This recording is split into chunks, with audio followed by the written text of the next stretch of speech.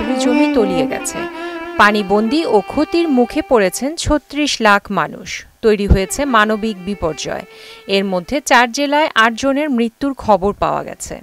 টানা ভারী বৃষ্টি ও বাঁধ খুলে দেওয়ায় ভারত থেকে নেমে আসা উজানের ঢলে ফেনী, নোয়াখালী, কুমিল্লা, লক্ষ্মীপুর, ব্রাহ্মণবাড়িয়া, কক্সবাজার, খাগড়াছড়ি, চট্টগ্রাম, হবিগঞ্জ, মৌলভীবাজারে দেখা দিয়েছে ভয়াবহ বন্যা।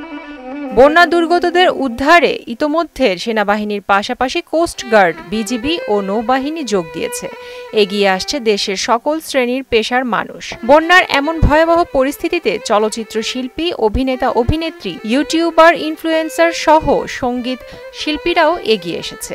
বন্যার এমন ভয়াবহ পরিস্থিতি দেখে সামাজিক যোগাযোগ মাধ্যমে এক পোস্ট দিয়ে অভিনেত্রী জয়া আহসান সবাইকে সাহায্যের হাত বাড়িয়ে দেওয়ার আহ্বান জানিয়েছেন।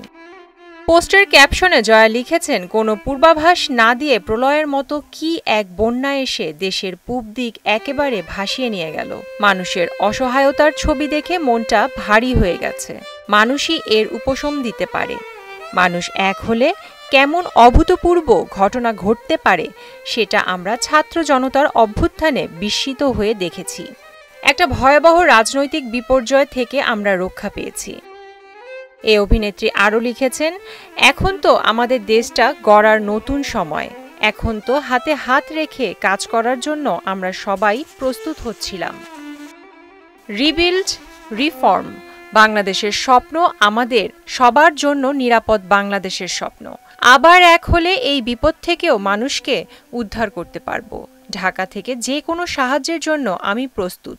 আপনাদের কাছে আমার প্রার্থনা, যতটা পারি আমরা সবাই এগিয়ে আসলে অনেকগুলো জান বেঁচে যাবে।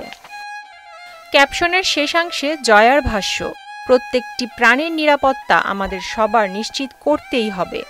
আমাদের ডোনেশন যাতে বিশ্বাসযোগ্য সংস্থাগুলোর কাছে পৌঁছায় তা নিশ্চিত করা অত্যন্ত গুরুত্বপূর্ণ। এই পোস্টের থ্রেডে কিছু সংস্থার লিংক শেয়ার করা হলো, যারা ক্ষতিগ্রস্তদের সাহায্য করার জন্য দিন-রাত কাজ করছে। আসুন সবাই যার যার অবস্থান থেকে সাহায্যের চেষ্টা করি। প্রিয়াঙ্কা নিতু, মোহনা ডিজিটাল।